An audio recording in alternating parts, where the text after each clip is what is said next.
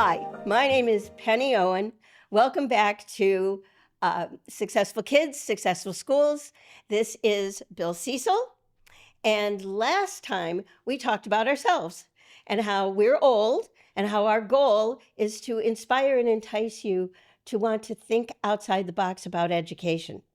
So this week, we're going to talk about what it means to be a successful kid. So I'm going to tell you a story about my pendant.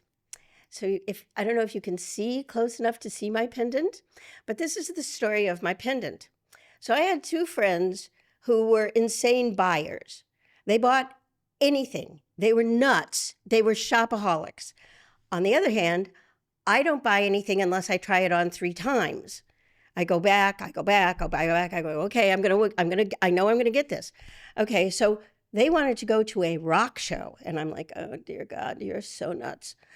So we go to this rock show and they buy nothing. But I find this rock that's about this big, and you can see inside it red and green and blue, all kind purple, all sorts of colors inside it. And I am totally fixed on this rock. I'm like, I want this rock, which only happens to cost $625. I'm like, oh my God. But I kept looking at it. I'm like, and it's called a black opal. And the thing about this black opal is that a black opal is very expensive, right? Except it can be shattered easily. So I'm going to buy this rock for $625 and either sit and look at a rock, or I'm going to try to turn it into a pendant or earrings or something, right? And it may shatter and I'm going to lose $625. So I buy it. I take it to the jeweler and he shatters it. And I'm like, oh my God, you are so nuts. But there is this one piece and he turns it into a pendant. And I have worn it every day of my life that I have taught because it is my mission. My mission, you see, if the sun hits this pendant the wrong way, all you see are grays. You see the grays, it's dull. It's so dull. But if the sun hits it the right way, you can see deep inside and see the reds and the greens and the blues and the purples. And I said to myself, this is my goal in education. I want to find the passion in every student. I want to see their colors inside themselves. I want them to see themselves as brilliant and passionate and exciting human beings. I've worn it every day that I teach. I'm wearing it now. That's so cool. I know. I love that connection. I know. I absolutely love this pendant. It's priceless. Priceless. That's $625. So we're going to talk about what it means to be a successful kid. And I'm going to start by talking about, again, I'm old, and in education back then, we had to take a class in developmental psychology. There was a guy named Jean Piaget. We had to read his books. We had to understand that kids start out as concrete learners. Everything they do, they have to be able to touch it, see it, feel it, taste it, smell it, use their senses about it. That's what they absolutely have to do. So they don't become abstract thinkers until they are somewhere between 7 and 11.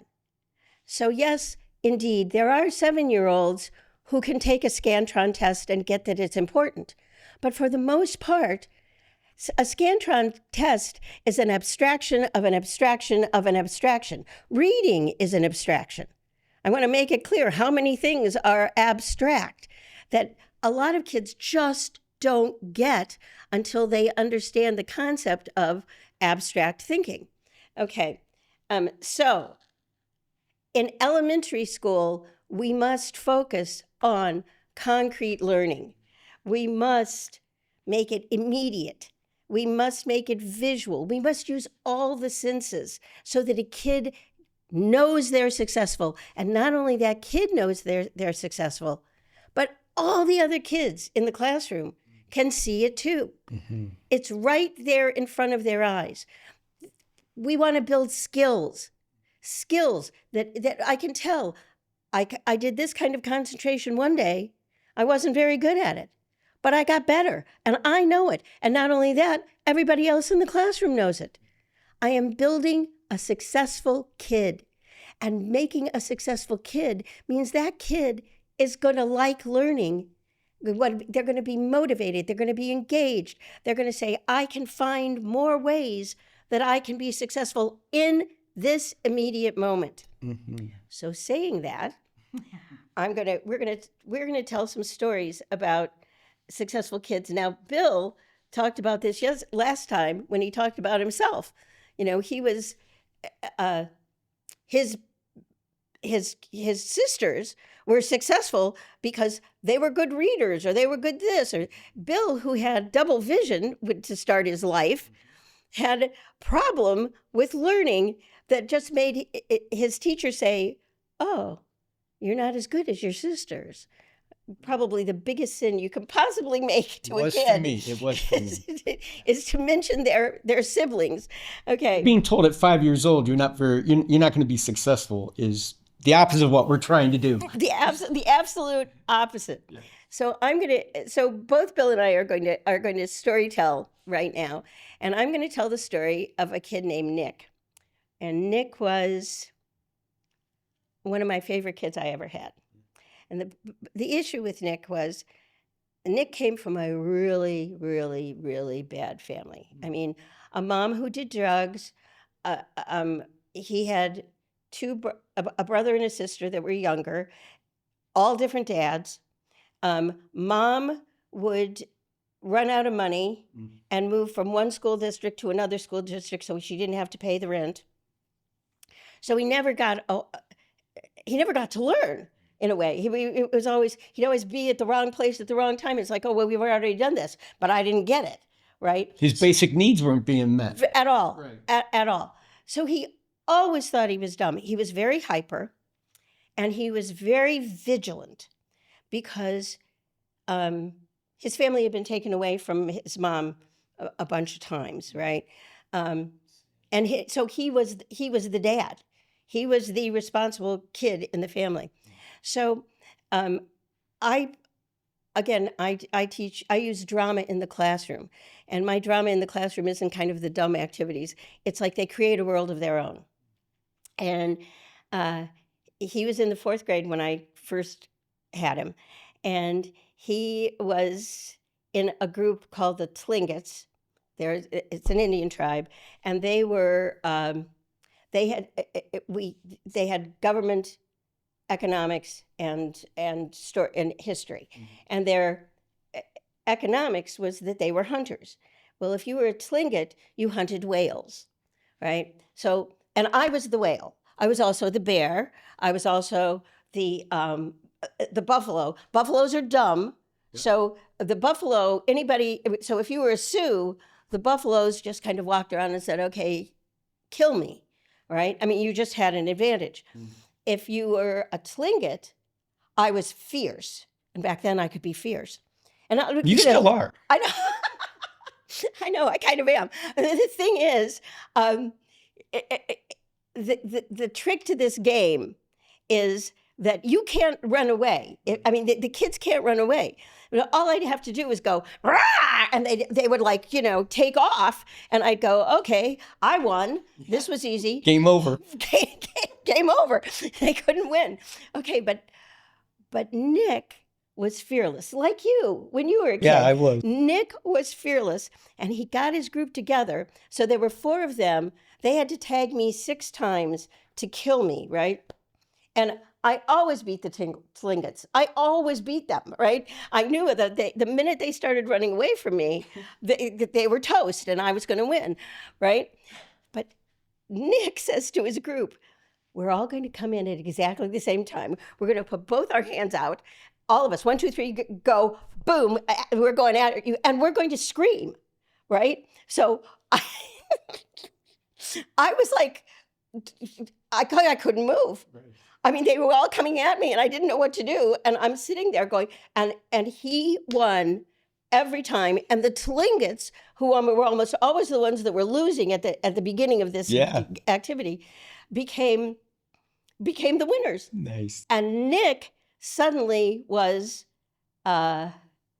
his what's the word I'm thinking? He became important to the group. Yeah. I mean, suddenly Nick wasn't the loser. Nick was the leader. Yeah. Right? Nick was the one that could outsmart. So then, as the game goes on, the end of the story is that they then compete against other classrooms, right? At the end, and then they have to absorb the European values. So they have to do math, and this kid was on the winning team, right? So he had to be. Because he was one of the leaders of the Tlingits, he had to do these math problems. And it was kind of long division, not very hard long division, but long division. And honest to God, I have never seen a kid as scared. I mean, he's shaking because he thinks he's going to let his entire team down. He's in the dumb group. Yeah. And so they're teaching concrete learning, right, for the dumb kids. The smarter kids were doing abstract learning, and their way of doing long division was so complicated, I cannot tell you. Yeah. But his way was you memorize the tables, right? So 9 times 9 is 81. So I would give them 83 divided by 9. Well, these bright kids took one bright kid forever. He never got finished. He never solved his problem because he was doing the abstract way of doing it, right? Nick went up and knew that 9 times 9 is 81, so he could subtract and went remainder 2. It took him seconds. So even as knowing that he's in the slow group, knowing that he's supposed to be the dumb one. Yeah. See, that's what's wrong with labels, because he had that brightness in him Right. when it hit his area of expertise. Right. You know? Right. So that's one of my mini stories about creating a successful kid in the moment. Yeah. Put those kids in a situation and let them solve a problem, right? And that's something they're not going to forget. Right. And they're using their skills, right? It's not like, I remember this answer because I've memorized it. Right. It's like, I have to solve a problem. So now I'm going to turn it over to Bill. Awesome. Who's going to talk about. Yeah, I'm going to talk about the importance of building relationships and teamwork and things like that. But first, I want to back up. I love that story because it shows you that you told this, and I loved how you told the story about his home life, how it was, you know, it wasn't someplace you could go and just be a kid. He Right. become sort of an adult. Right. But through that, he found a strength, and that strength was in this game that he was the one that was going to protect everyone. He was going to fight his fears or whatever and take it on. And Exactly. and he got the people around. So he's a valuable asset to your team. Right. And that's what a kid wants to know. I may not be this or that, but I have my skills. And on a good team, you're going to be called in that moment to say, we need your skills. So I like that. Right. Instead of being embarrassed about his family, because of course I was teaching in a small town. Yeah. Everybody knew about his family. Yeah. Right. So they knew about his mother. He was carrying that cross on top of it. Yeah. Right. But so now it was exactly, he used that vigilance. Yeah. He used that shrewdness. That's cool. I love that story. And the other thing I want to touch on too is I loved how you talked about Piaget was more hands-on and how it was concrete and you could move things, you could touch things, and you think about when I was in school, this is why I struggled, was it was all workbooks and worksheets. Right. And so you sat down, they gave you a workbook or a worksheet and you did that. And that's how they measured your success. That's very narrow for some kids. Mm-hmm. They're in the zone, but other kids, I think it's broader, are struggling with that. And that's it. And think about today. Today, it's a lot of online learning. Which is a worksheet. It's a worksheet. It's an electronic worksheet. Right. Sitting in front of a screen, reacting to it. Right. We've fallen back into that age of where I think they're getting much less hands-on. And that's what you're talking about is so important. So I think, what I'm trying to talk about, the importance of relationships, is because that's a big part of it too, is that I think in both of our classrooms, when we're working with people, is that we build relationships, because if we don't get them to feel like we care about them, and it has to be authentic. You have to care about them. They have to know you care about them to be successful. And that made me think of a CDC report that I read recently that I want to talk about in just a second. And the reason I'm going to share it is because nowadays everything it's like it has to be research based. If you have a creative idea, they want to go, "Was that research based? Is that?" And it's like, for some people, it's like a deer in the headlights. They don't know what to say to that, and so they can't do it. Whereas, yeah, it is research based, because My research that's what I mean. in my classroom. Say what, but I can tell you what's research based, Yeah. I've done it. And so I always look, and I'm sure you're the same way because I've been in your classes. It was more like a laboratory where you're not afraid to try things. And if you fail, it's a great lesson for the kids, and say, "Guys, that didn't go so well. So we're going to try something else." But, that's what I'm learning. I'm learning from what didn't work. We're going to find out what does. And if they can learn that, I think that's really exciting. So what I wanted to do was, I just want to talk briefly about the CDC report for those people that are research-based. Now, remember, what we were doing came long before the CDC report. Right. This verifies that we were doing the right thing, and I like that. So this is why I'm going to take a second. And I don't usually read this, but I just want to make sure I get it right. So the CDC put out a report, I think it was like right before COVID, like in 2019, and they've updated it since then because COVID just knocked it right off of the discussion. And so it all their interest was on COVID for a good reason. But so school connectedness is linked, it says, is linked to, and I'm reading from their actual report, is linked to better health outcomes and identifies various risk factors associated with a lack of connection. So it says it starts with connection. And here's a couple just bullet points real quickly, if you don't mind. It says mental health. Students who feel more connected to school have lower prevalence of poor mental health, including a lower risk of suicidal ideation, particularly for Asian, Black, and Hispanic students. Substance use. High school connectedness is associated with lower rates of substance use, including electronic vapor products, prescription opioid misuse. Violence. Students with a higher sense of school connectedness are less likely to experience violence, such as being forced to have sex or missing school due to feeling unsafe. Also, bullying in lower grades, like online bullying, that is right now rampant.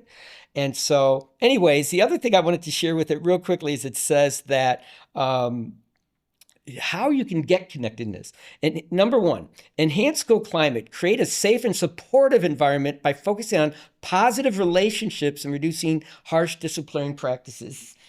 Where was this when I was in school, Yeah. Bullet number 2, implement restorative practices. Use methods like open and effective communication to build connections between students, adults, and address behavioral issues.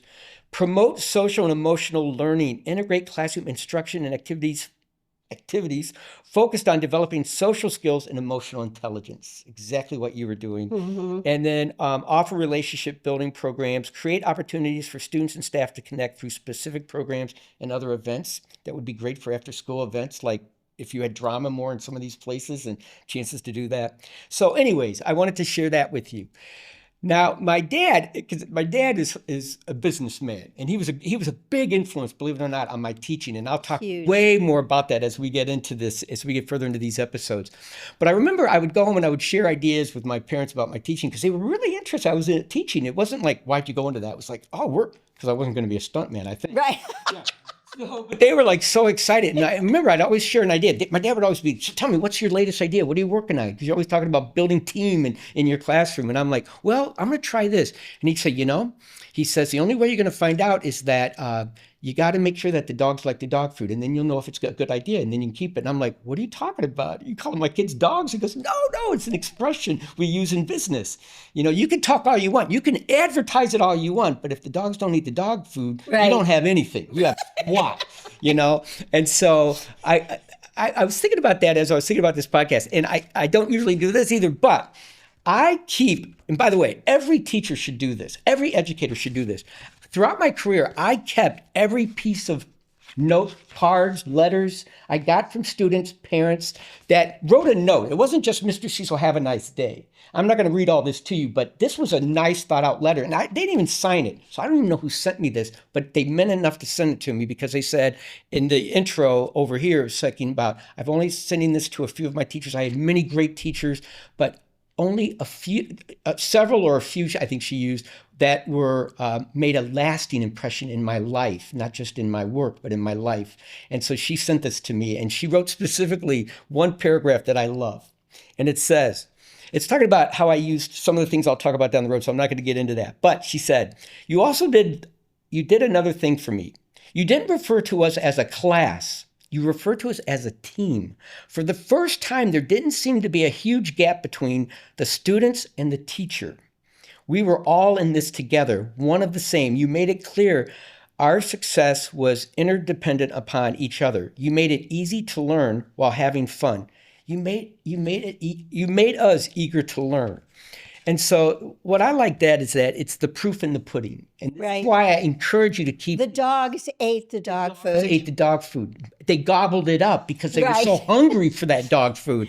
And that's my point, is that not only is this now a keepsake to me, and I have all of them, like I'm putting them in scrapbooks now because I want to have them.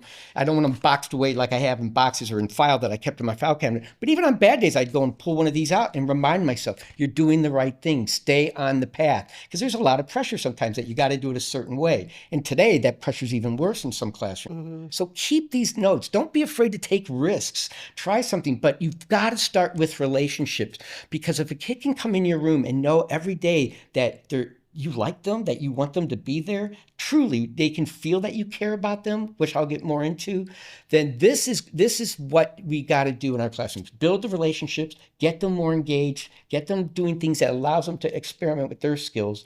And so that's something that I just want to start talking about now, is that I want you to be able to start making these connections, like relationships. What am I doing in my classroom to build relationships? What am I letting my kids do to express their selves and their strengths and weakness, or their strengths, because it's like a good team, diversity equals strong team. And so those are things that I think that we want to keep talking about. Yeah, and so we're at a point that we're wrapping up today. We hope that what we've really pushed you to understand is that what successful schools means is that we want the kids to feel successful in the moment. And we don't want just individual kids to feel successful. We want your whole class to feel like a team that is successful. So that's what we're going to focus on next time. We're going to focus on how we build skills. Building skills is concrete learning. Concrete. They can see the skills being built, as opposed to fact-based learning. I memorized something, I read something, I memorized it, I spit it back in the Scantron test. Not saying that you're not going to be tested, because you're going to be tested. So that part is going to happen whether you like it or not. But at the same time, you can focus on kids being successful kids. You can feed their spirit while you have to do the other thing. Right. Because you don't want to break their spirit like mine was. Right. And Feed their spirit. yeah. Feed their spirit. So we're done for today, and we'll talk to you next time about building skills. Thank you.